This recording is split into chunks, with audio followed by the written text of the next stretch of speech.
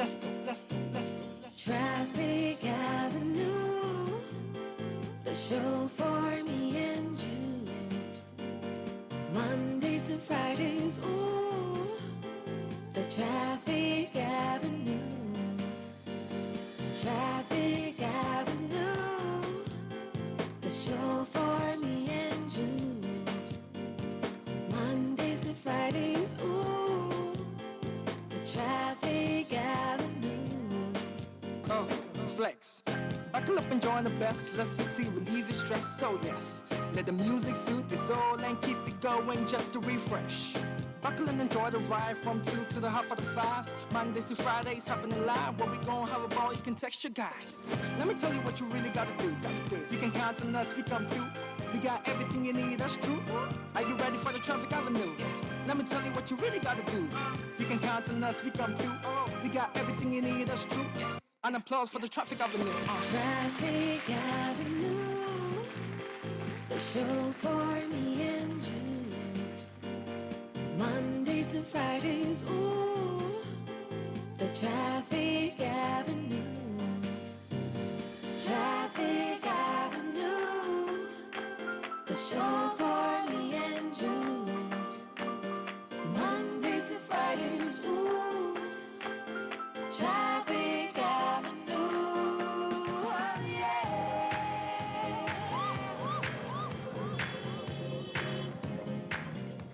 Detailed news, unparalleled coverage. City News on 97.3 FM. Eyewitness News. Be there as it happens. City News.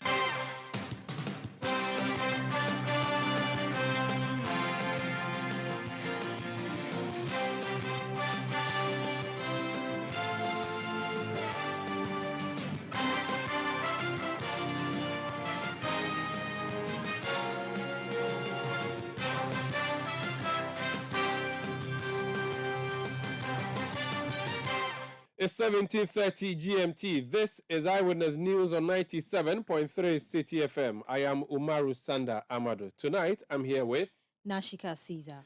And coming up over the next 90 minutes. We are by this statement requesting the party to withdraw these changes with immediate effect. And to bring these two honorable members are institution within the party. More reactions meet NDC's massive shakeup in the leadership of parliament on the minority side.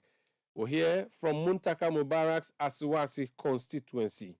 Also coming up, government officials in Sene East District of the Bono East region begin investigations into the drowning of 8 school pupils on the Volta Lake. And later on Eyewitness News. The health of the people in the country is paramount. And all these things, to add salt to injury, this has also swallowed some part of the COVID management. And so the minority side in parliament that is unhappy and continually fighting the government over the failed, or what it describes as failed and abandoned projects under the Agenda 111 project.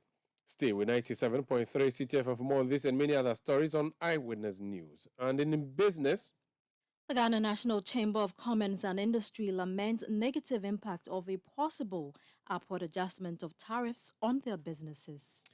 That's in 50 minutes from the business desk of Citi FM and Citi TV. Eyewitness News is live across Ghana on a number of affiliate stations, and across the globe we are on citinewsroom.com.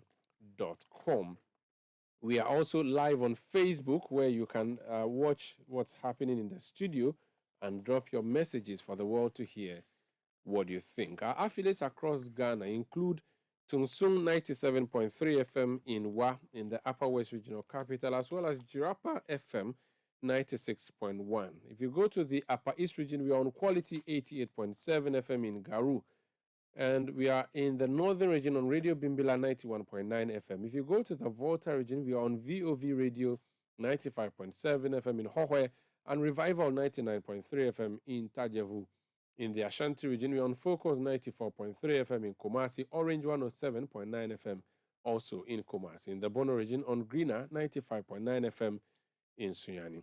In the Western region, we're on Adrian Power 100.7 FM in Takwa, Sky Power 93.5 FM in Takrady, and Beach 105.5 FM also in Takrady. This is Eyewitness News, broadcasting from Adabraka in Accra. Let's start off with the reshuffle that was announced by the NDC yesterday, which reshuffle saw the Honorable Mohammed Muntaka Mubarak of Asuwasi, who is the chief whip, being removed, and the Honorable Haruna Idrisu of Tamale South, who was the minority leader, being removed, as well as James Klucha Aveji, who was deputy minority leader, also being removed. And all three were replaced yesterday by the NDC. We brought you sound bites from the Honorable Haruna Idrisu's constituency of Tamale South yesterday. Tonight is a turn of constituents of Aswasi, where the Honorable Muntaka Muhammad Mubarak is. They are unhappy.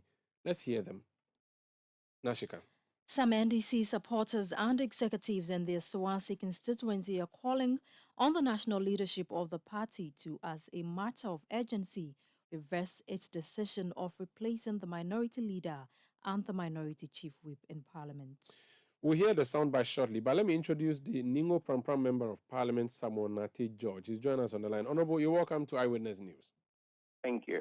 Yesterday on Eyewitness News, I spoke to two NDC members of Parliament. They were all unhappy with the turn of events. We've also spoken to constituents in Tamale South. They were unhappy. Tonight we have constituents of Asuwasi. I just want you to listen briefly, and then I'll ask you as a member of Parliament, 24 hours on, whether your bloc now has a proper heading on these matters, or the bloc is still divided. Please stay with us and listen to that if you don't mind. Very well. Okay. We woke up yesterday to the news of a reshuffle in Parliament, to the effect that our Member of Parliament, in the person of Honorable Muntaka Mohammed Mubarak, who doubles as the minority chief whip, and the Member of Parliament for Tamale South, Honorable Haruna Idrisu, who also doubles as the minority chief whip of Ghana's 8th Parliament,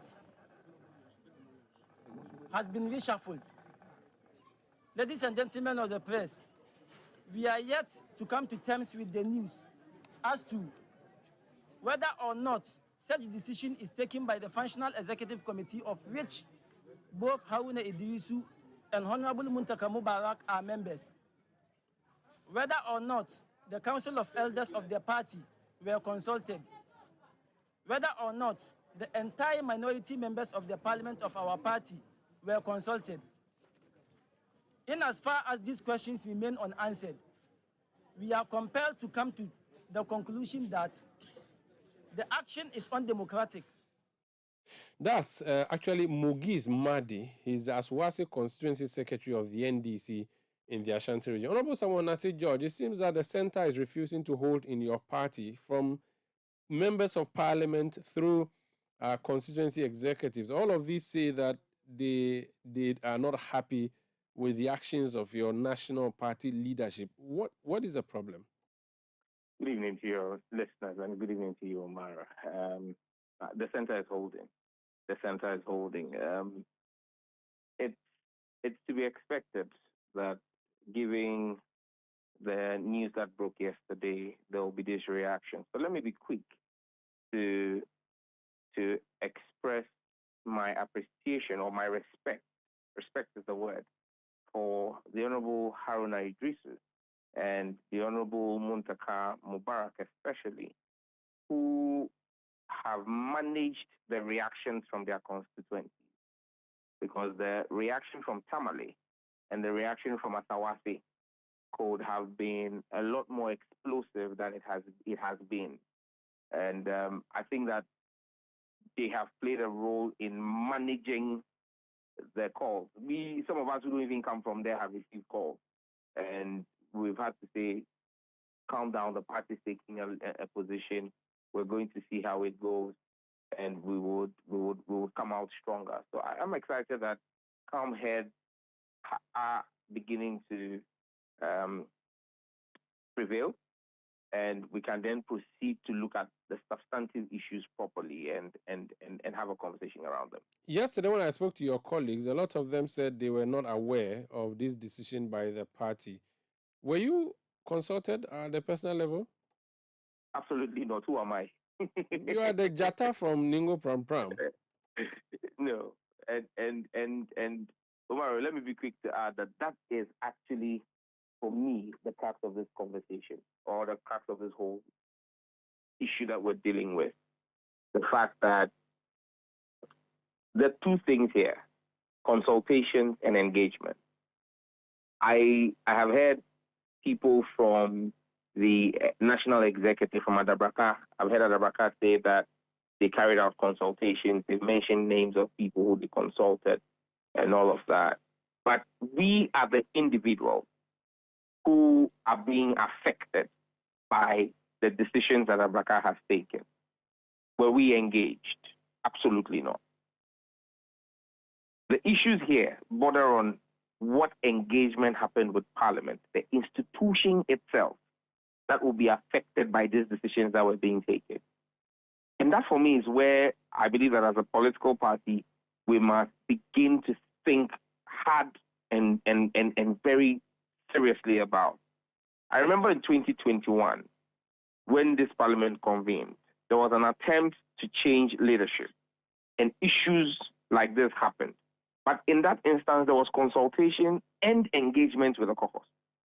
And based on the engagement, people were able to split their vein, their spleen, and state what their position was. And everybody was heard, and there was a consensus position. At that instance, we agreed as a caucus with the national executives over time that we needed to codify the processes for the election or selection of minority leadership. Because, yes, I agree with anyone who says that there is nowhere in our constitution that it says that MPs have to be consulted. But there is nowhere in our constitution where it says national executives will choose a leader for the minority caucus or for the parliamentary wing. Your constitution does not say that? It doesn't say that. Show me where in the constitution it says that national executives will choose. No. The constitution is silent on the election or selection of leaders. So it's convention that has been used. If convention is becoming problematic, then I think that this is a watershed moment for us, where as a party we have the opportunity to codify the processes. But why is convention becoming a problem for the first time now?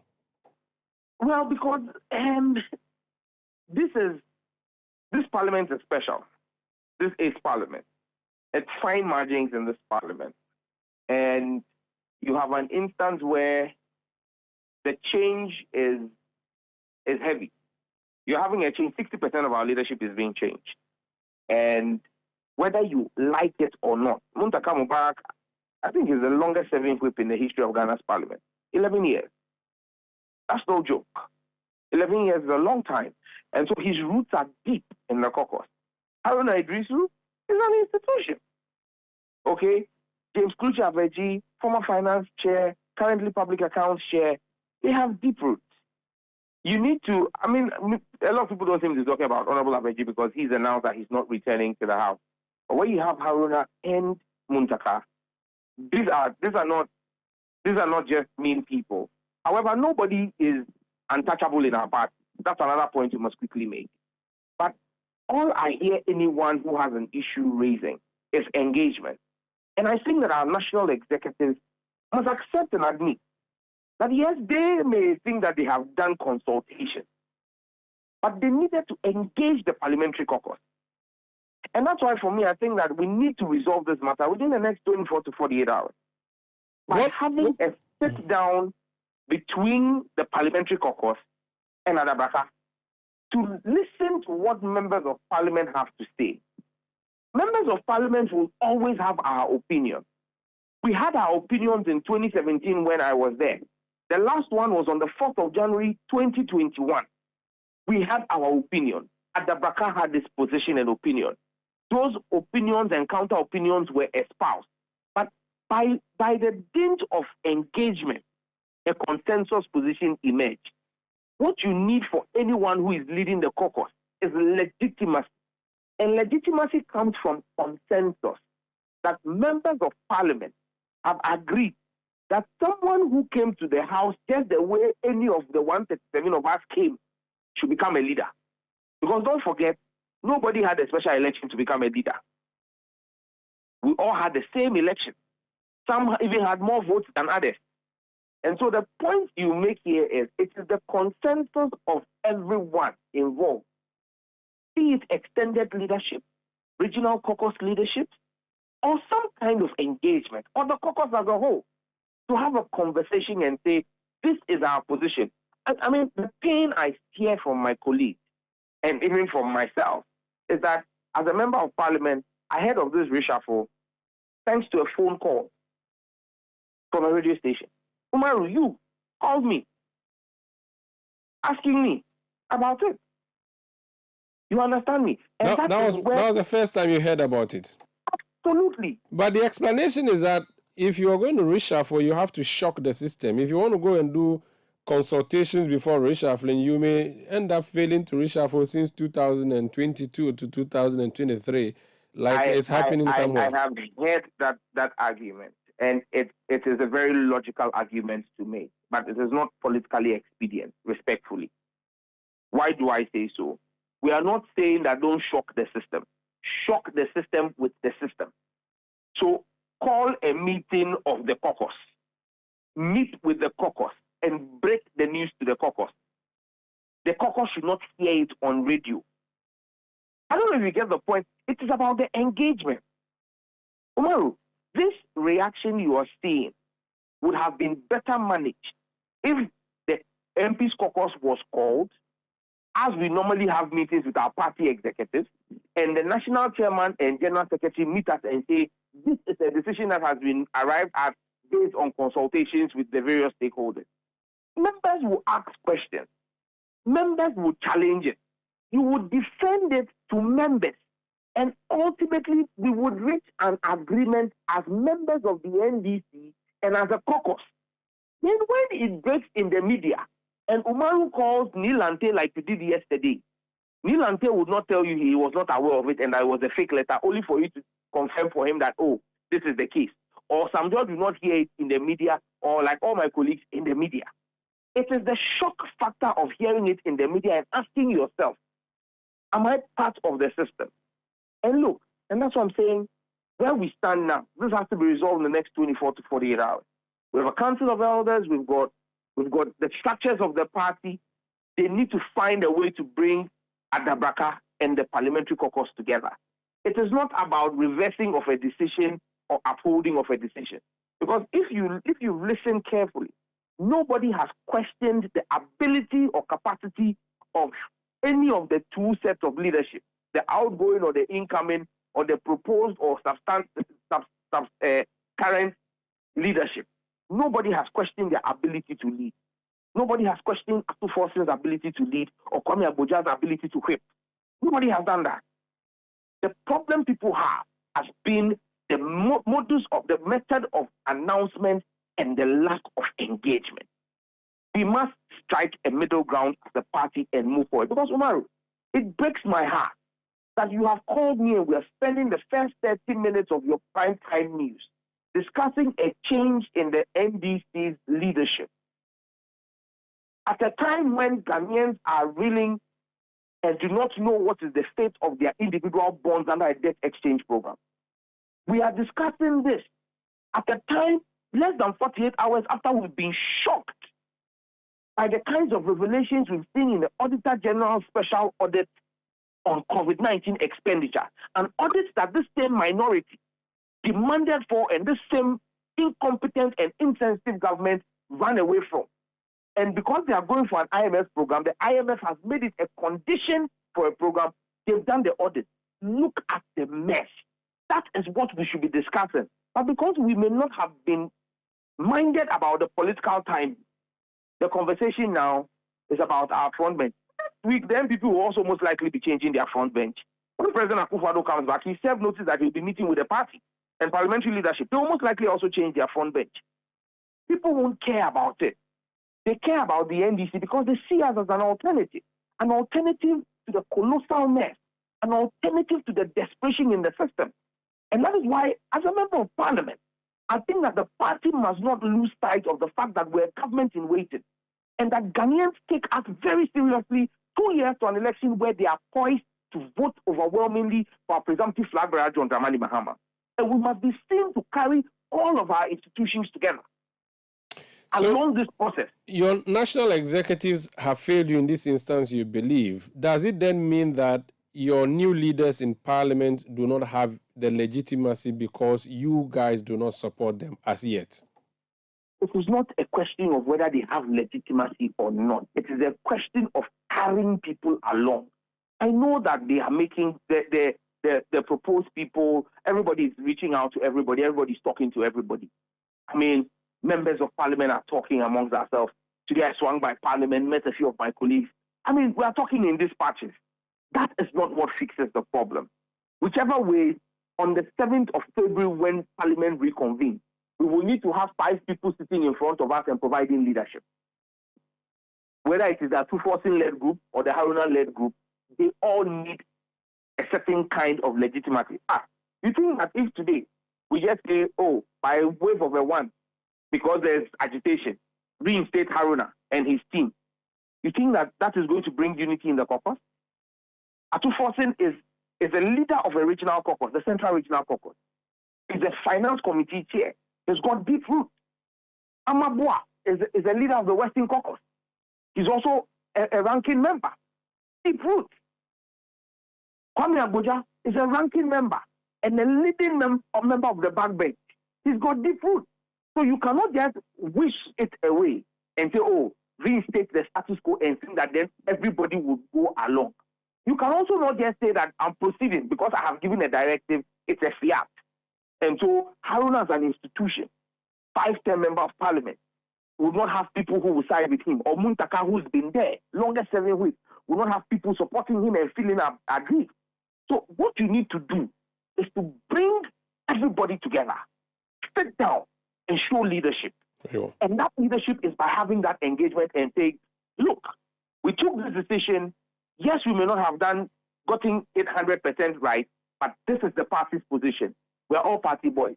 And make sure you manage everybody because you need every single person. Muntaka brings a certain leverage from the Ashanti region for the NDC. Aruna is synonymous with Tamale.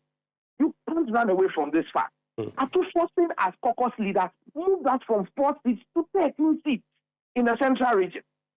You cannot discount what they do. Boa doesn't only hold Elembele, but in the Western region and even parts of the Western North. You cannot discount that. Kwame Abuja is an institution in parliament itself. So what you have right now is a team of Galacticos and a coach who can only field 5, but has 10 superstars. How do you manage it? You have to explain to the person who is going to be on the bench why he has to be on the bench and why somebody has to lead. It falls on the coach to show leadership. And here it's my call to our national chairman, our general secretary, and our council of elders. I have absolute trust in their ability. I mean, I have no doubt people have called me a Haruna boy, people have called me an Asedu Nketia boy. I don't care what you call me. Are you though? Are you though? Sorry? Are you? I am always loyal to my leadership in the party. Okay. And so yes, when you call me Haruna or Muntaka boy, absolutely, I will not run away from it. When the party takes a decision and the dust settles and we decide who leads us, you would end up calling me that person's boy as well because I would serve that person, not because of that person, but because of the party. Today, Asedu Nketia leads our party. I will not question his authority, but I will call him to think about the collective and ensure. I campaigned openly for General Asedu Nketia in the last election. It's not a secret. I campaigned for Fifi. It's not a secret. So these are people I campaign for and I support. But I think that right now, they need to show a certain level of leadership. Very well. To say that the caucus in parliament, look, Umaru, last point I'll make, even senior high schools, the headmaster no longer sits in his office and appoints head boy. An election is held. Manifestos are read. This is a caucus of members of parliament who are elected to serve and represent their people. If Adapaka have taken the decision, they say they have consulted, we hear, engage the caucus, engage our council of elders, engage us. Bring whoever and wherever to one room and let us sit down and fashion the way out. 48 hours maximum. We need to come back to the rot.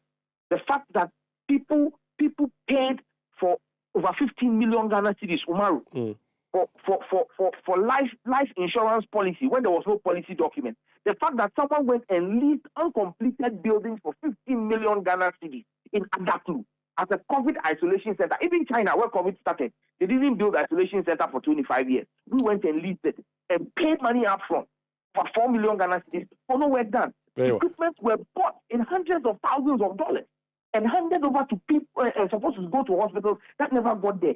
This is the rot we must be focusing on. This is the reason why we are in a mess now, and poor pensioners are being told that they have to wait to 2052 for their pensions to be restored to them. This is what we must be focusing on as a country. Thank you. What of the Akufo-Addo Bawumia administration? Thank you. Thank you for speaking to us. That's Honorable Samuel Nate George, NDC MP for Ningo Pram Pram. I'm looking at the news portals. A lot of them are reporting, including social media, that as many as 48 NDC MPs have petitioned NEC, that's the National Executive Committee, over Haruna Idrisu Aveji Muntaka's removal. Now, we are told that this petition is signed by backbenchers of the party in Parliament. I'm going to speak to one of the backbenchers. The honourable member of Parliament for Buem is Kofi Adams, and he's joined me on the line. Honourable Kofi Adams, you're welcome to Eyewitness News. Thank you, Sanda. Are you one of the 48 who signed and said that the removal be, or the reshuffle should be cancelled? Good evening, Sanda. I'm a member of Parliament for WIM and representing also a political party, NDC. I'm very much aware of how leadership is put together in Ghana's Parliament because I've been a national officer for a very long time. I will not sign a petition asking leadership to do such a thing. If I have any concerns, I have how I will engage. And so I am not one of those who have put a signature to such a document. But are you aware that there's any such document floating around? Well, like you, I've also heard that there's a document like that some persons place their signatures on, or they are writing their names to petition. But I think that we haven't gotten to a point where this should happen. And it's very clear that we must have some understanding. Umaru, when we were going for recess, the deputy majority leader gave indication that Parliament was to return on the 24th of January. Mr. Speaker raised some concern that the authority of calling Parliament is his, and that he will not take kindly to leadership fixing or proposing dates for Parliament returning from recess. If I tell you that yesterday, 24th, a number of MPs came to Parliament thinking that Parliament was to resume yesterday, would you believe it? At least I encountered two. The Honorable MP for Amenfi Central and Honorable MP for Secretary Franklin. They came to Parliament with the understanding that Parliament was returning yesterday. Now ask yourself, why would you think the party leadership, in wanting to do the reshuffle that they did, will time it yesterday? Because there could be some assumptions also. Just like MPs came to Parliament thinking yesterday was the day they were expected to return. Party leadership would also be working with the understanding that yesterday Parliament will return and there will be that opportunity for an engagement. Unfortunately, Parliament did not return. Letters had moved out that same yesterday. And you guys in the media, you have a way of intercepting your information and documents. So you intercept it, you put it out there. There's a need for engagement. That discussion is out there. That is why as MPs, we must have a way of handling this situation so we don't create problem out of where there should be no problem. Clearly, our national constitution, if you look at Article 110, recognizes that Parliament itself will have what they call standing orders, the standing orders of Parliament, and that 110.1 says, subject to the provision of this Constitution, Parliament may, by standing orders, regulate its own procedure. When you come to the standing orders as we have it now, which was approved in the year 2000, you get to the preamble side of the standing orders. Order 7 talks about interpretation. Order 7 deals with interpretation of certain terms or words that are used commonly in Parliament. If you look at who a minority or majority leader is, the standing orders define or interpret who a majority leader or minority leader is. In this case, let me deal with minority leader. Minority leader means a member of Parliament designated by the party. It says a member of Parliament designated by the party or party and or members forming the minority as they are recognized. Umaru, simple understanding is that if you take the words in the order that they appear, our own standing orders that we develop as Parliament recognize that it is the party that designates, or the parties, if they are in alliance, they designate. It is only when they fail or they don't act, then the members forming the minority can now recognize somebody. Then when the party acts, the members forming the minority will have to accept the action of the party. I've been in the party and I've known how over the years we have done this process. I agree that you need to consult those who are coming in. You need to inform those who are exiting at least sometime enough before the public announcement. If those things did not happen, then we have something to deal with. But I'm told they happen. My checks indicate that it has happened. Now these have come. What we need to be doing is to see how we will manage the situation. Like I heard the tail part of Honorable Sam Jo's presentation. The 3 new persons coming in are persons of also high standing. They are no mean persons. I hear one of our senior colleagues say that this is not the time to make any non-entity an entity. None of this is a non-entity. These are all of them are ranking members. Some of them have been ministers or deputy ministers before. And so to be a ranking member, it's like a shadow minister. To be a minister before and to be a deputy minister, what again do you need? Some of them, they are in their 4th terms, some are in their 3rd terms.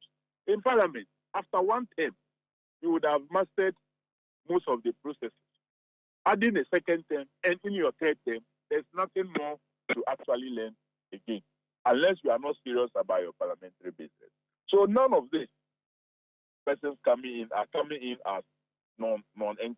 So if any one of us want to describe any colleague that way, I think that we may not be too happy about what has happened, but we must be measured with the words that we use, both on our colleagues or to describe the process that have happened and to engage the party leadership. I am very much convinced that engagement will surely happen. And so we need to take our time. We shouldn't rush and crash. We need to take our time. Surely we will not have these processes end without the party leadership, the chairman and the general secretary, as has always been the case, coming to engage. Sometimes the national organizer and the communication officers will come along. When I was there were instances where, as organizer, I joined the engagement. There were instances where, as deputy general secretary, I have joined engagement with Parliament. So let's wait and see, and let's not make it as if the party leadership has no intentions of engagement. Indeed, we recognize that our wing, parliamentary wing or group, is an organ of the party. Our party constitution recognizes that. Article 10(1)(c) of our party constitution recognizes that the parliamentary group is an organ of the party. Just like the way we have the youth wing, the women's wing, we have the parliamentary group, we have the Zongo caucus, we have the foreign chapters, and we have any other group that the National Congress will recognize. Like we did recently with Pro Forum, they have become kind of like an affiliate of the party, and they come under the rules of the party. The only problem here is that in the case of parliamentary group, we have not developed any regulation to govern our process. And so it remains the party always deciding. What is novel about what is happening now is that this is the first time a political party is changing its minority leader. That has not happened before, both for NDC and MPP. From 93 to 97, the minority leader served the full term. From 97 to 2001, late J.H. Mensah served his full term. From 2001 to 2009, Right Honorable Speaker then, Honorable Alban Sumana Kingsford Baggy, served 2 terms as minority leader. Honorable J. Mensah from 2009 to 2017 also served 2 terms as minority leader. This is the first time we have had to change the minority leader. And because when you are a minority, you are basically not in government. So when you are changing such a leader, you are not moving him to any place. So it becomes news. Majority leaders have been changed, and it really never created so much news out there because they are being moved from that leadership to possibly another leadership point. It has happened both under MPP and NDC in terms of majority. It has never happened with minority. This is the first time it's happened. And you do not have any place to send such a colossus to. You're moving him from the front line as leader, then into the house as just a member. That's also where some challenges come in. All these have to be managed and managed in a way that the party will be able to succeed. I believe that it was for good reason, it was for good strategy that what was done has been done. Okay. If there isn't any such meeting till 7th February, because your General Secretary said to me yesterday that the decision is not going to be reversed, if no meeting is held with the caucus, like your colleague Sam George, for instance, is demanding, on 7th February, what do you think is going to be happening in the chamber when your members arrive and you have the front being occupied by Kesela Tuforsin and the other members who have been named? Do you think there's going to be a revolt? If there's a revolt, what's going to be the consequence? What can the party do? Well, Umaru, I'm very sure that one, the meeting will surely happen. 2, our leaders, the Honorable Haruna Idris, who led leadership, knows that the party made the decision in 2017 for them to be in leadership. If the party decides what it is that they have decided now, there is one person that will make sure that he will never disobey or disregard a party's decision. I know about that. I know many persons. Look, anytime Honorable Haruna engages, he tells us that, look, for him, nothing influences him. If he's moving around, he's moving with his white cloth because he doesn't know where he'll be called. When he's called by the maker, that's all that is needed for him to be buried. So he's someone who organizes his life and know that God determines everything. That's what happens at the next moment in your life.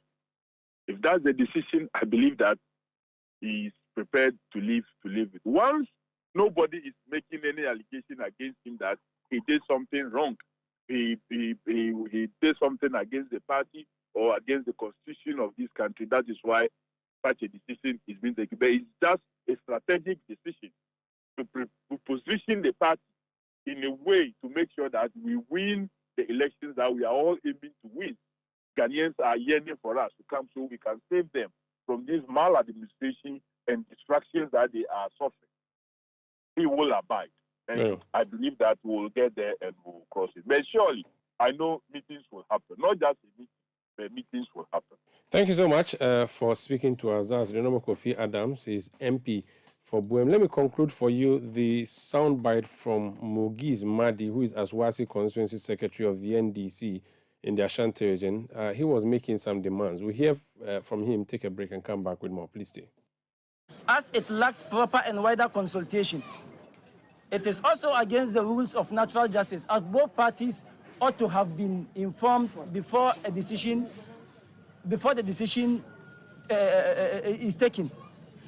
It is also biased against Northerners and the Zongo people, as the current reshuffle seems to omit the name of those representing these two people, which are the Northerners and the Zongo. We all know the contribution of the Zongos and the Northerners as far as the fortunes of the party is concerned, since its inception in 1992.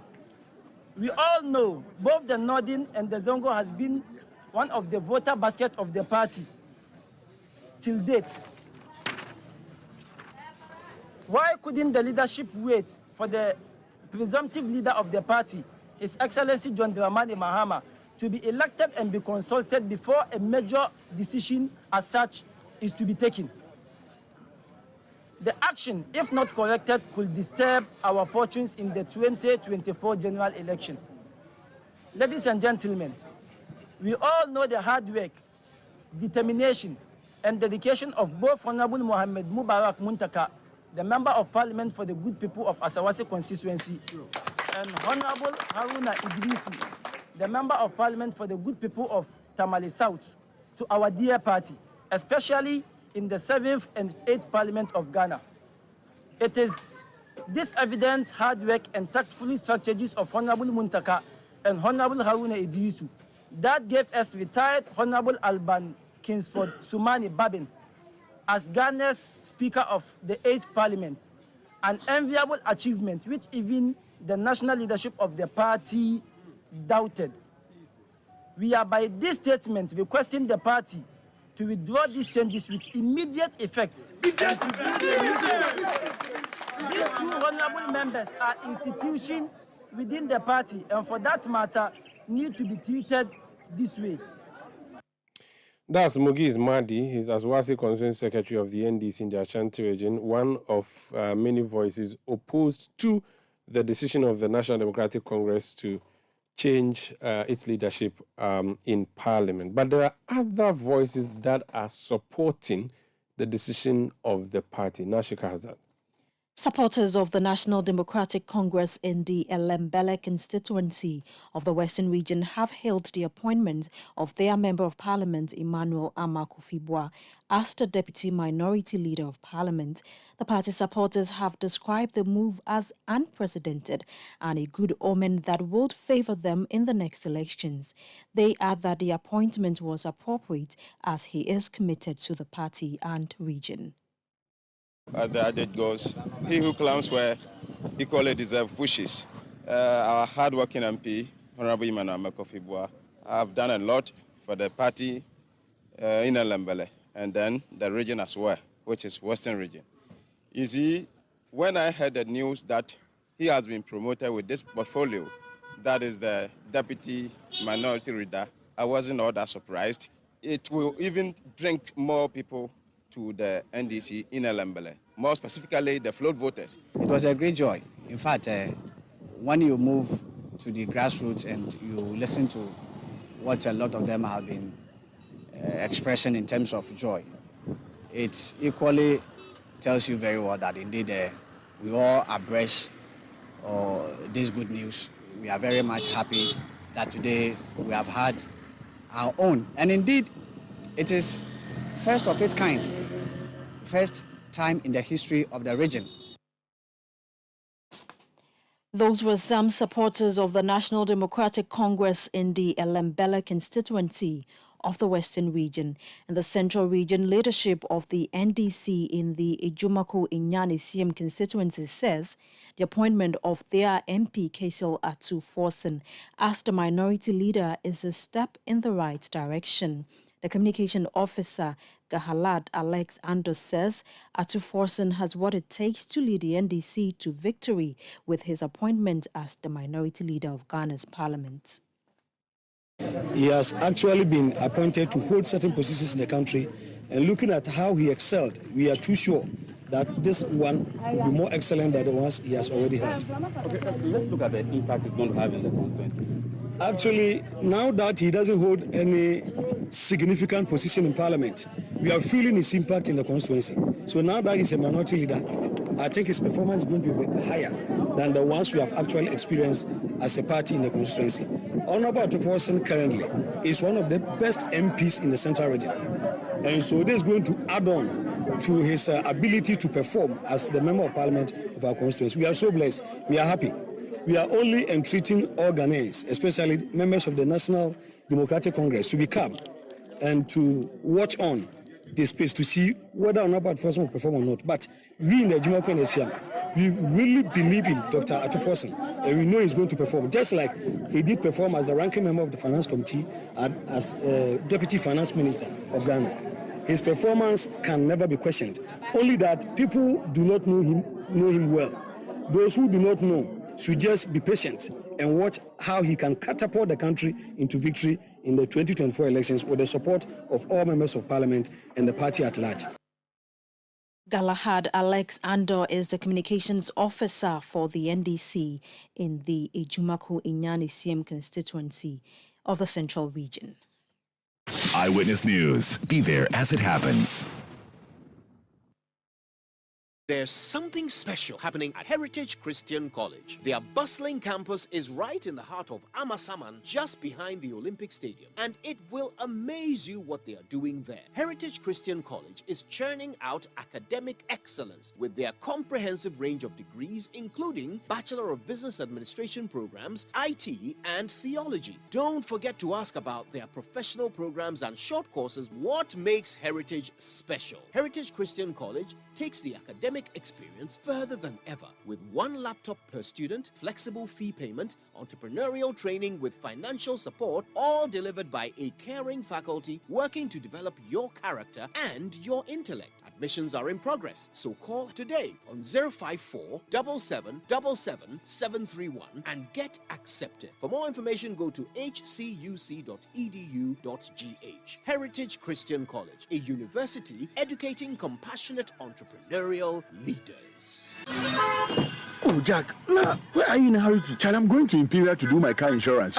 What's happening there? Because Info and Yaba also told me they're going there this morning for their car insurance. Masa, you haven't heard. Now, the Imperial is the name in insurance in Ghana here. Really? Share. Imperial General is saying, come insure your vehicle with them at any of their branches or agents or even online from now till the end of March 2023 and get yourself handsome rewards, fuel coupons, special souvenirs, gift vouchers, and many, many more. And here's the catch. During this reward period, you will also get a free 1-year life insurance cover in addition to your motor insurance cover. What the wow! So does it include with the taxi drivers and the e-taxis? Hey, everybody qualifies, so just come insure your car and you are done. Call 0302 788 955 for further details. T's and C's apply. Imperial General Assurance. Solid protection.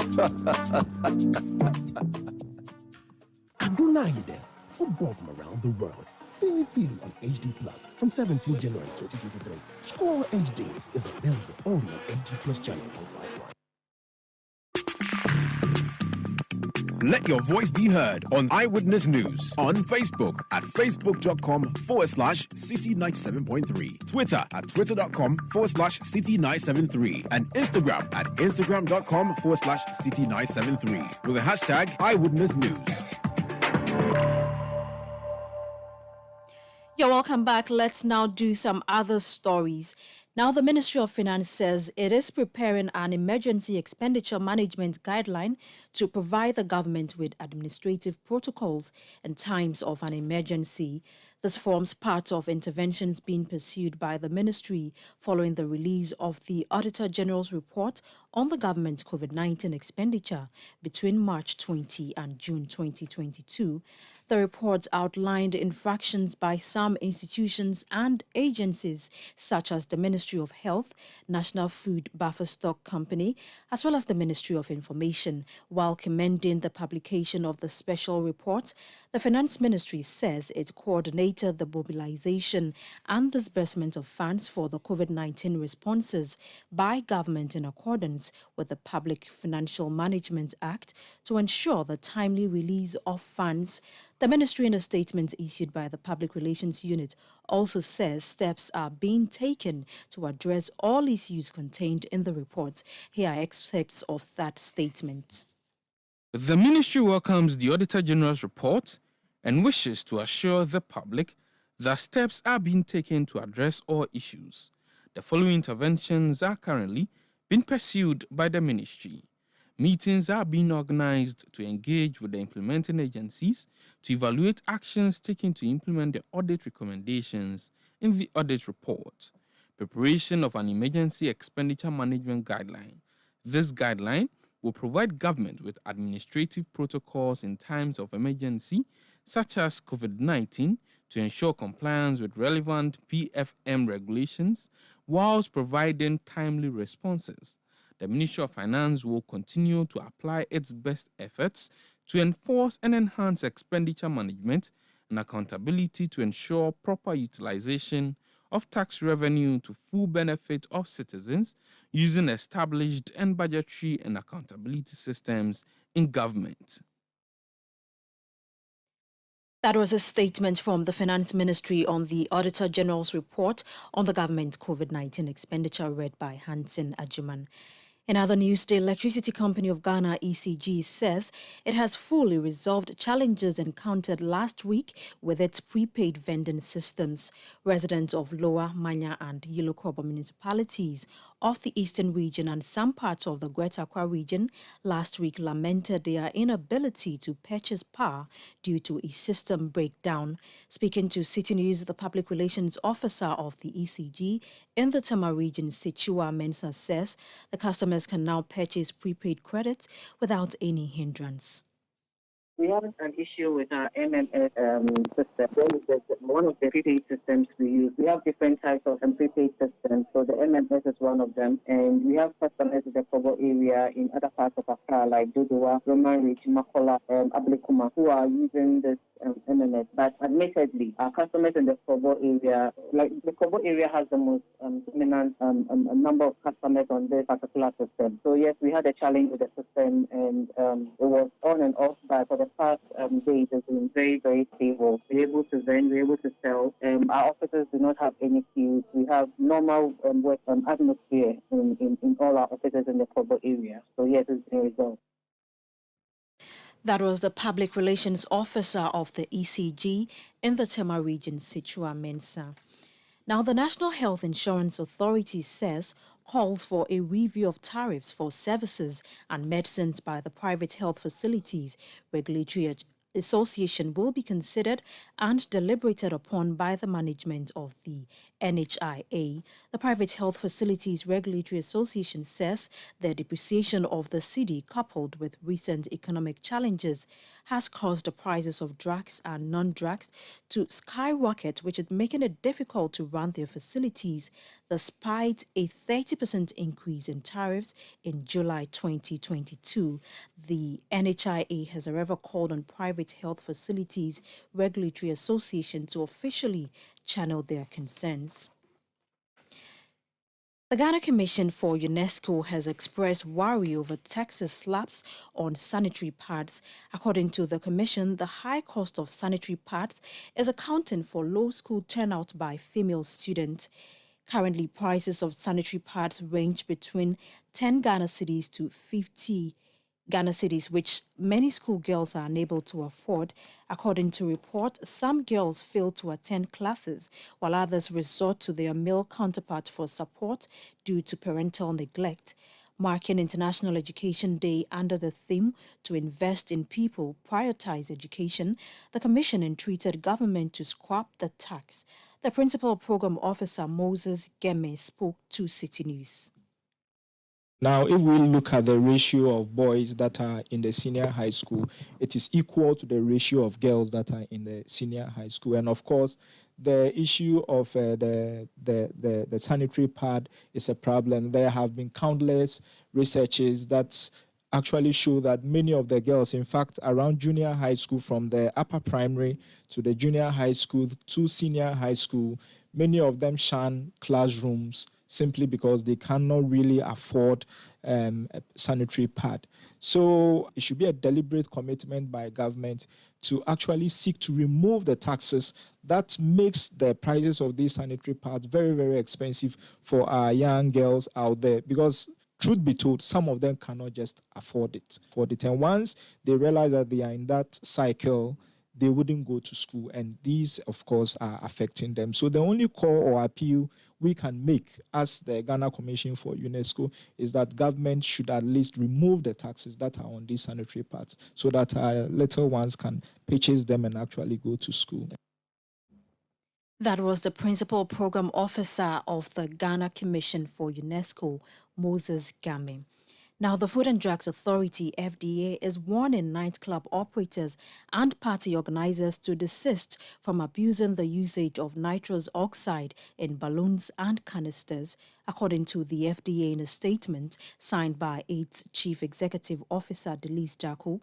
Nitrous oxide is a substance used as a propellant and a preservative in the food industry, as well as health facilities, which has serious health implications. The statement indicated that prolonged use of the substance can also have an effect on one's immune system, adding that it is collaborating with relevant stakeholder agencies to address the emerging concerns. Eyewitness News. Be there as it happens. My man, I heard there's a new app on the streets that does it all for you. Really? How is that possible? Charlie, I also could not believe it too. But I downloaded the app and I'm telling you, I was able to chat with my friends, make video calls, and... Well, we know of many apps that can do that. Oh, let me finish, la. I was also able to listen to the latest songs, play games, and read the latest sports news. For real? Yeah, and I can send and receive money from the app. Amazing, no? What's the name of this app? It's called Ayoba. Ayoba? Yeah, Ayoba. Get Ayoba, your all-in-one app that lets you chat, call, share, play, pay, and listen to music all in one app for everyone. Enjoy Ayoba with MTN and download the Ayoba app today, everywhere you go.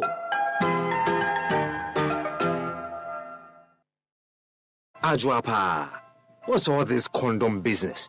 Oh, I've told her over and over again that she won't get pregnant, and she's still insisting. Oh, isn't she the same person who said we would not have sex till we go out for at least 2 years?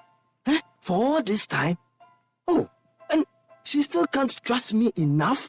Ama, when I try to do something small, no, condom this, condom that. So handsome man like me, she probably thinks I have HIV.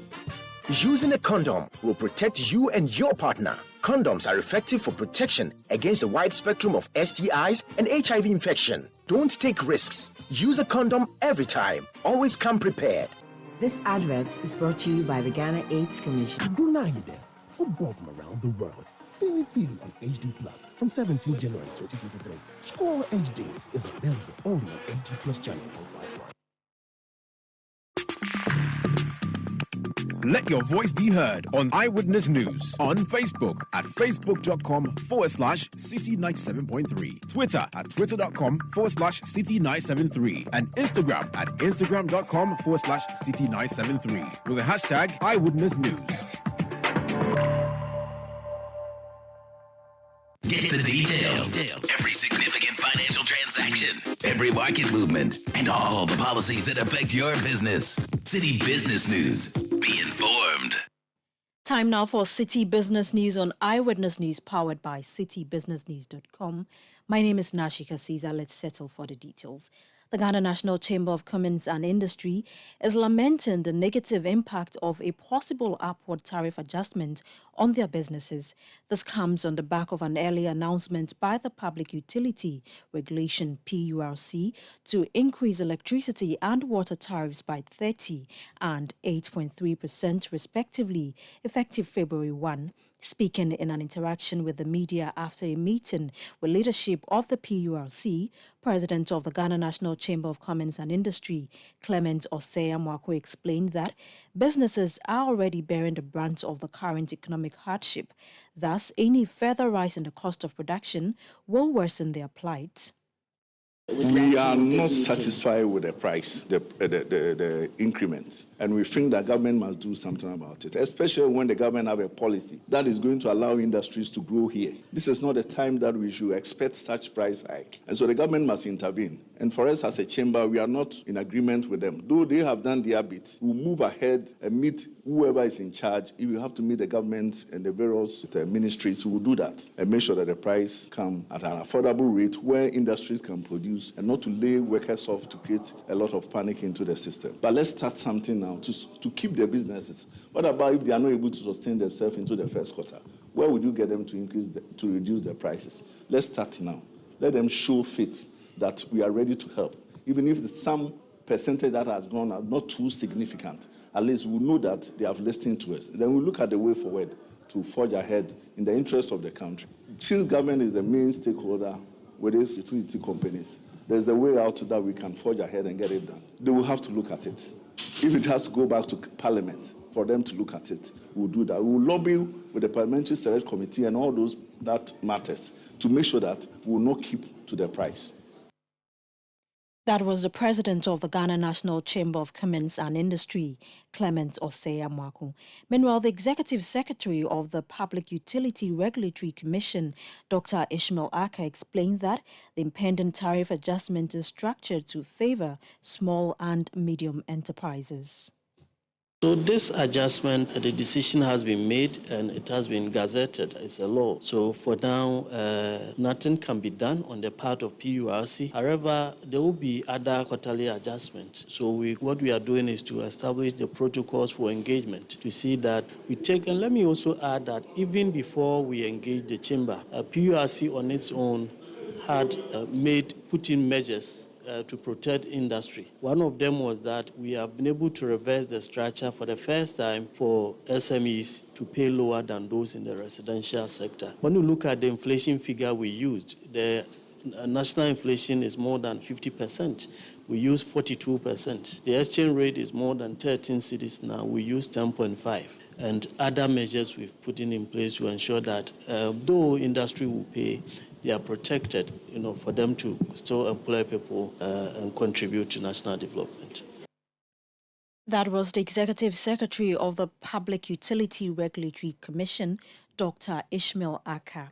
Now, the Institute for Economic Affairs, IEA, says government stands to save as much as 24 billion cedis annually if it cuts down on its expenditure. The IEA says, considering the country's current debt and economic troubles, the government cannot continue with its overspending as it could plunge the economy deeper into chaos. The IEA is further advocating for a cut in government flagship programs to save costs. Dr. John Kwachi is the Director of Research at the Institute for Economic Affairs, IEA. For infrastructure, government has earmarked over 2023-26, 10.2 to 14.7 billion on an annual basis, and the roads taking 5.3 to 8.8. So if we decide that we suggest that let's scale it back by a third, because we can't afford it. We are in a crisis. Now, if you do that, you will save about 3.4 to 4.9 billion annually.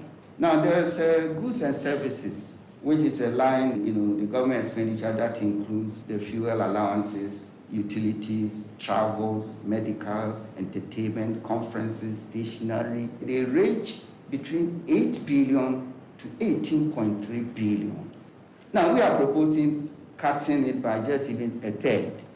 Everybody must contribute to it. It's a burden sharing kind of. Why should we have the same allowances, fuel allowances and travel and all that? We should cut it down. Now, the flagship programs, they account for a chunk of government expenditure. In fact, if you look at figures in the 2023 budget, they indicate that the budget for the flagship programs is about 9.2 billion Ghana cedis. Calls for a comprehensive review of the program with review to rationalizing them and reducing costs have virtually gone unheeded.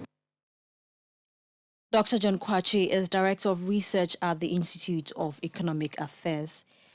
Now, a Deputy Minister of Trade and Industry, Herbert Kwapa, is calling for deeper collaboration between investment promotion agencies across Africa to attract more investment for the growth of the continent. He is also pushing for the agencies to focus on critical areas such as infrastructure to boost intra-Africa trade under the Africa Continental Free Trade Area.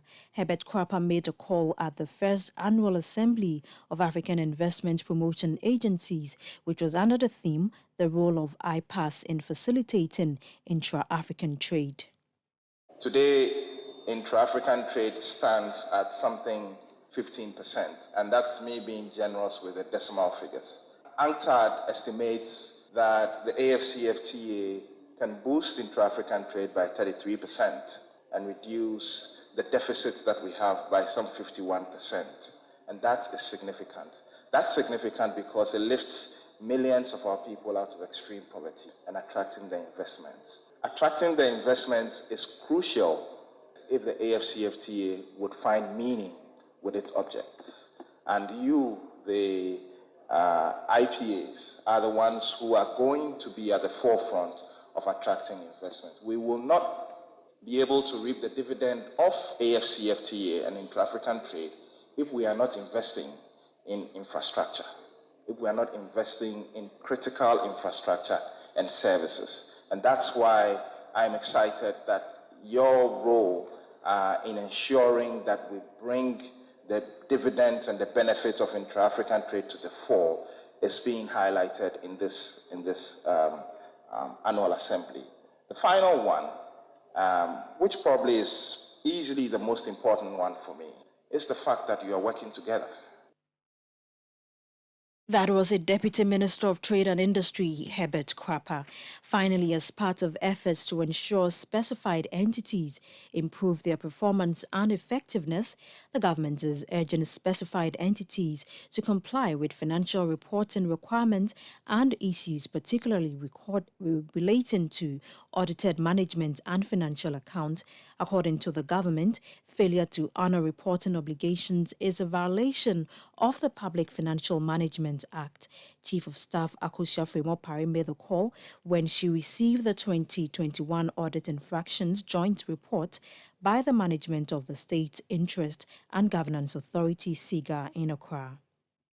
The government remains committed to finding lasting solutions to the problem of non-compliance with financial reporting requirements. As such, all SOEs are expected to mainstream appropriate implementation measures to carry out the recommendations detailed in this report. Thus, the government expects all SOEs to ensure the following: prioritize the preparation of their respective management and audited accounts in a timely manner, to collaborate with SIGA and the Office of the Auditor General to urgently clear the backlog of unaudited accounts by the end of the year, to prepare management responses to audit queries and red flags raised by auditors, keep an updated asset register and land title registrations at all times. I am confident that with effective collaboration and the implementation of these recommendations, we'll see the public sector assume its envisaged role as the bedrock of Ghana's economy, even surpassing the envisaged target of contributing 30% of the GDP of this country. That was the Chief of Staff, Akosia Fremopare. And that's all for Citi Business News on Eyewitness News. It was powered by your most comprehensive business website, citibusinessnews.com. My name is Shika Caesar. Up next is Point Blank. Let your voice be heard on Eyewitness News on Facebook at facebook.com/Citi97.3, Twitter at twitter.com/Citi973, and Instagram at instagram.com/Citi973 with the hashtag Eyewitness News.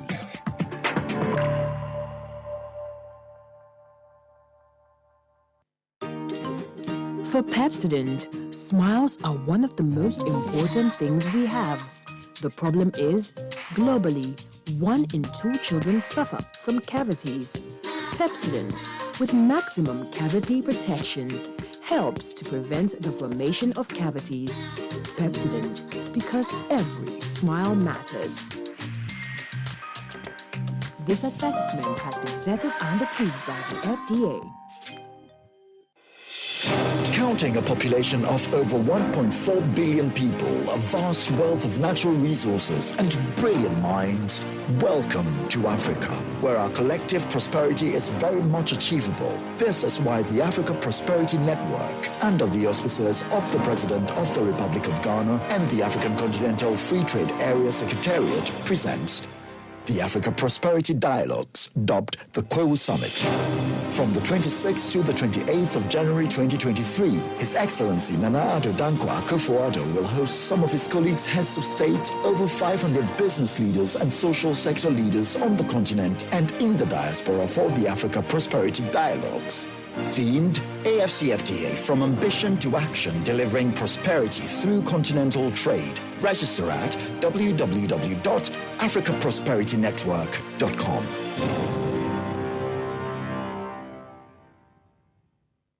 You know, Papa, see that? And it's rickety car. Hey, Papa! Papa! Bobo, so how's your engine now? It is half man, half amazing. Thanks to Quartz and you can feel better energy. Can't touch this. Actually, guys, so Sancho's engine just died like that. Yes, so somebody managed to convince him that there is a better engine oil than Quartz, and he switched. Sancho Panza. Now, which engine oil can be better than Quartz? No other, my guy. Quartz with its age-resistant technology, it keeps your engine younger for longer. Now you know. Have you guys seen the new bottle design? It's superb. Quartz 9000 from Total Energies there improves fuel efficiency. Why do you think Mr. Mane and Logoso have taken the Quartz Nation Movement World Cup like that? Sorry. Chairman. Quartz. Keep your engine younger for longer. Eyewitness News. Be there as it happens.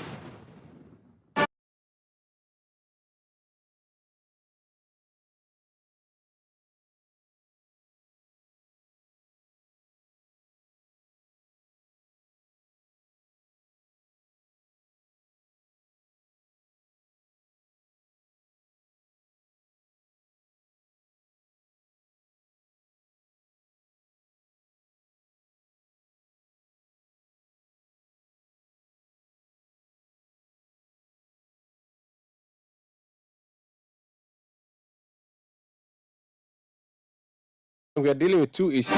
Agenda 111, the government's agenda, grand agenda to build 111 hospitals. What's the state of the hospitals? But before then, there was a deadly accident on the Volta Lake yesterday. As many as 8 school children died. Kofi Jima is a DCE for Sene East in the Bono region where this accident occurred. Mr. Jima, you're welcome to Citi FM. Yeah, good evening. Honorable Kofi Jima, Sene East. I was DJ Kofi Jima. Sorry, I didn't hear that. I said my phone is not on the Jerome Kofi Jima, so I always abbreviate DJ Kofi Jima, Sene East. Okay, great. So Kofi Jima is correct, which is what I said. Okay. Tell us about this accident on the lake in your district. Sorry, thank you very much. I need to extend my sad grief to the people of Sene East, the region, and then the nation as a whole. That within the shortest possible time, this incident happened, which is an accident that happened on Volta Lake, that's the Sene River, around Atiga Gome and Wayokopi, meaning that the children were crossing from Atiga Gome to Wayokopi for school. And what they do is always, when they are about crossing, anybody who comes around crosses them. But their case that day, they were stranded. There was nobody to cross them. So the man having came from this place, Tristan, decided that he would cross them. So when he picked them in the canoe, There's a small outboard motor that they use to do those kind of service work. Well, we have the larger outboard motor and then the small type. So this was a small type that he picked all the children, in the number of about 20 children. So in the process, when they got to the middle of the water, one of them decided to fetch water. One of the students decided to fetch water.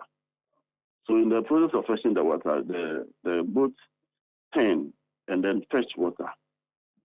So the students started shivering, and some of them fell into the water. So the man decided to save their lives. So upon saving their lives, some of them could also swim, and then they held the one side of the canoe, that is the outboard motor, one side, and they turned and they capsized. Then all of them were found in the water. So upon the struggle, some people came to rescue the children, and the man who was paddling or riding the boat also tried much as he could. And 8 of them unfortunately died, and then about 15 of them survived. What it means is that this man, he was having good intention to save the children for their future. Unfortunately, that couldn't materialize. But he was able, and the committee were able to save about 15 of them. It's rather unfortunate that this thing happened. So I want to put it on record that the reportage by Peace FM and his sister stations that the children were riding the outboard motor themselves, that is not true, it's false. And then the boat that was on the water on social media indicating that it was a wretched boat, it's also true, it's a false reportage. When you look at our water, the kind of boat that was on the social media, our boat, you can't see somebody carrying cork. You can't see somebody carrying metal inside. The boat cannot be made metal. And then you can't, none of our boats that they nail side by side and then use ropes to tie it. And then in front, you can't see any of our boats that in front, you see a metal on it. Then that place too, when you take the picture, it captures only the bush. It's not closer to houses that you see houses there. And then when you look at the boat, the other boat that was on the river, that boat clearly indicates that it's sea boat. It's not our river boat that we find them here. So it clearly shows that somebody deliberately brought a different distance to showcase that it is a deliberate attempt that might have caused the death of the children.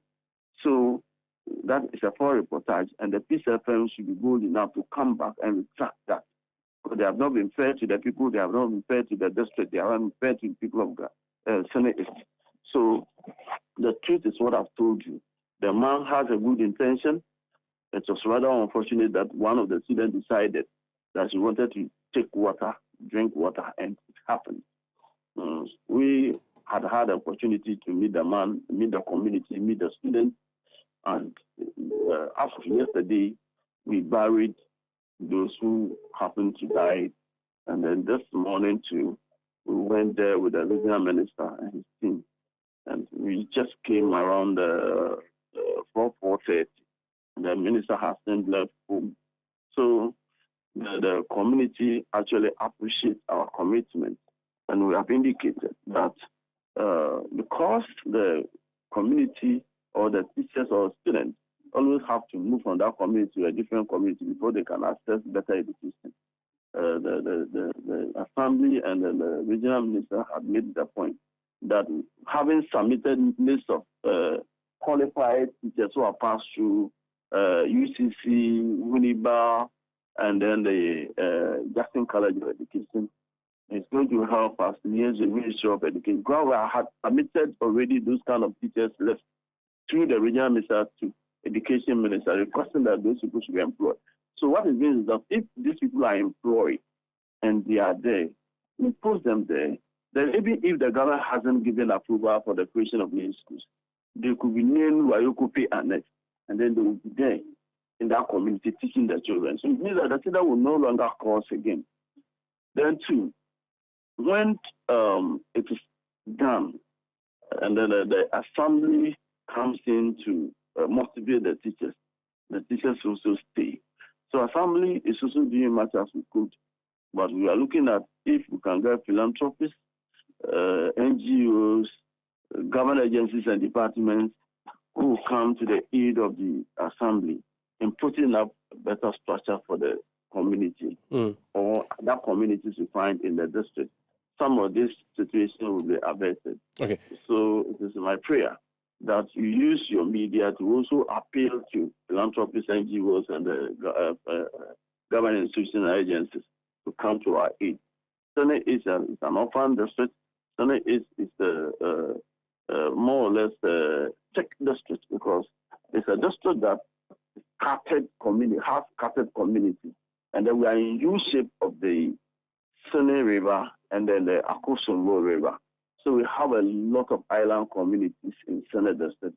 We share a boundary with Sachapam Plain North and Sachapam Plain East, which has to do with the Dija Forest. And then we share a boundary with Krachi East, which is Dambai. We share a boundary, major boundary with Krachi West, which is Krachi. We share a boundary with Northeast Abi, Kachin Chumbu. And then at the West North, we share a boundary with Yeji, which is Pro East.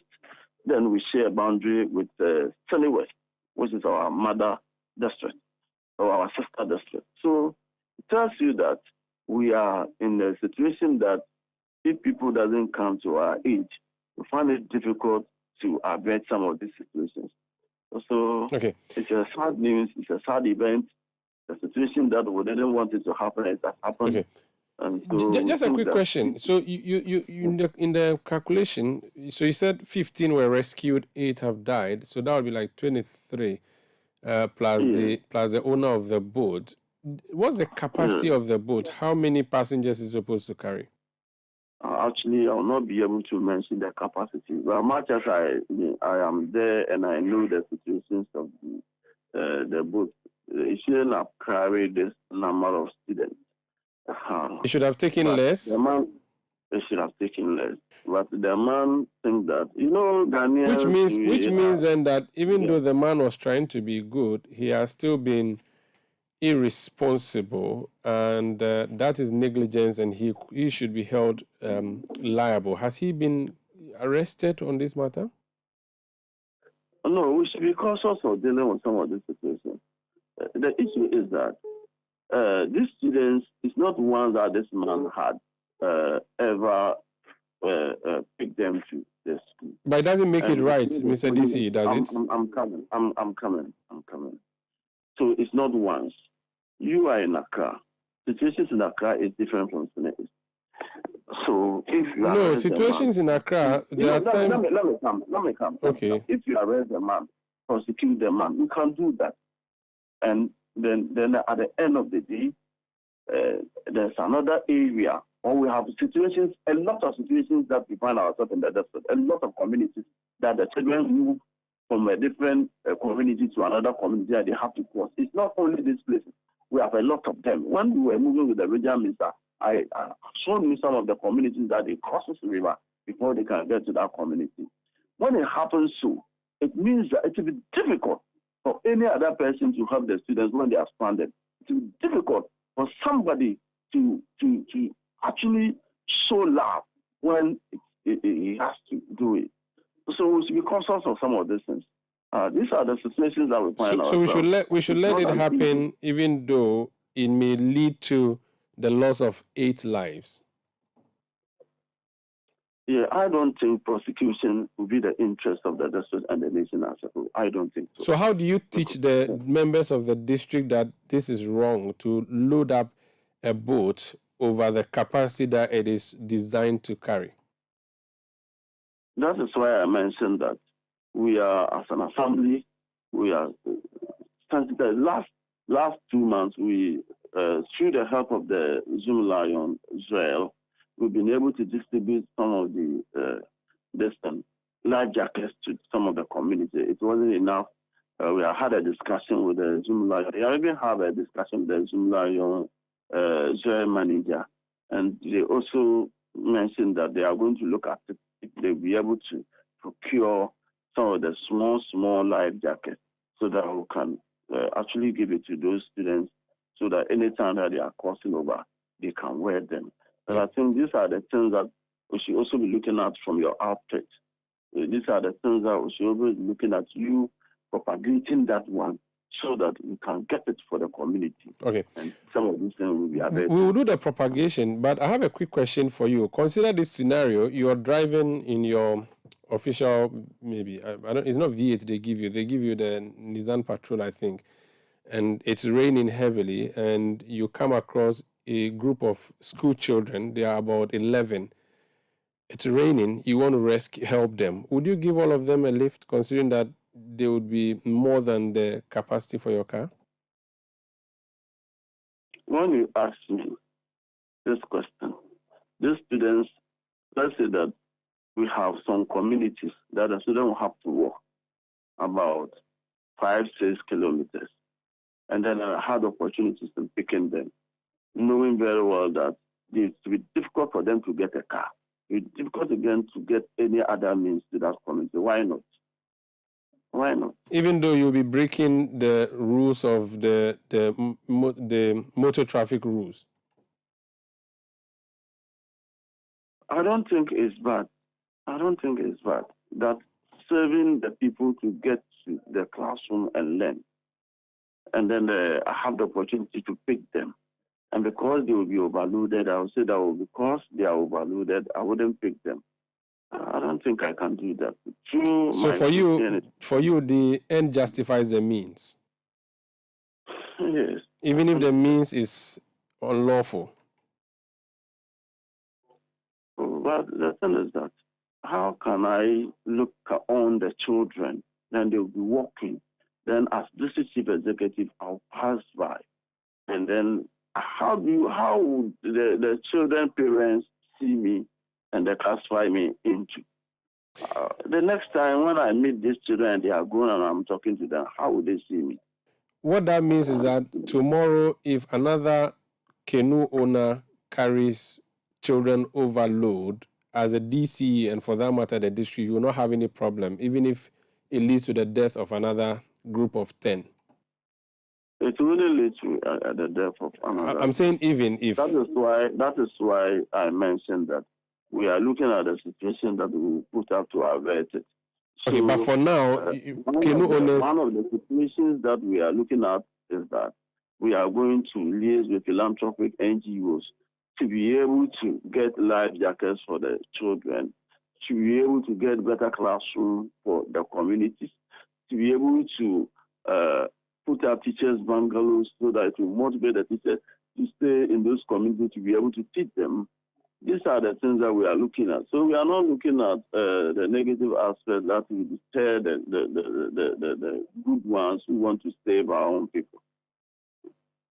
Which means that you are saying to your canoe owners on the Volta Lake that it's okay to continue with this same practice tomorrow and into the future until you get a solution to your problem. What I mentioned is that I said that the canoe operator, his intention was not to go and kill the children. These children were stranded, waiting for rescue, somebody to help them. So this man's intention happens to protect the image of the children, and later on, it happens to be negative. So you and I also have a responsibility in helping the children to be able to rise up into the level that they are looking for. Very well. So we are also looking at you as a media station to also give a crusade or a campaign that will lead to you at least putting up better infrastructure, getting a motivational lesson for teachers and nurses and that about. So these are the things I think you should be looking at instead of prosecution. We wish you all the best and we pray for your district. Thank you for speaking to us. Thank you very much. That's the District Chief Executive for Sene East in the Bono region, Kofi Jima speaking to us on the accident that took the lives of 8 school children on the Volta Lake yesterday. This is Eyewitness News on 97.3 Citi FM, the segment we refer to as Point Blank. We're also scheduled to do an interview with the Honorable Kwabena Minta Kando, who is a ranking member on the Health Committee of Parliament on Agenda 111. Unfortunately, time would not let us do that, but we can play for you a soundbite from an earlier conversation we had with him when he visited the proposed site for the construction of a hospital for Adesu in the Upper West Achim district of the Eastern region. In fact, what you don't even know and what you have not been told is that there are contractors who have been given money, yet documentations have not even been completed. And we'll get there. Documentations for the project, for the bidding, has not even been completed, yet we have committed this state's money to such contractors. And I'll show you their own documents. I will let you read and take pictures of them, videos of them, that there are contractors who have started work, they have given them money, yet documentations, which is the first thing that must be completed before a PESWA is paid to any contractor, has not been completed. And we are here justifying this?